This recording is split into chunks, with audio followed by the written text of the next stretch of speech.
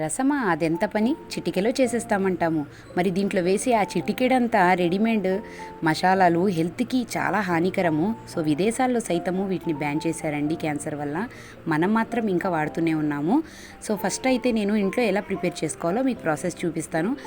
దీంట్లోకి మనము ఎండుమిరపకాయల్ని, ధనియాల్ని, పచ్చిపప్పుని, జీలకర్రని, నల్ల మిరియాల్ని, అలాగే కొద్దిగా కందిపప్పుని తీసుకోండి.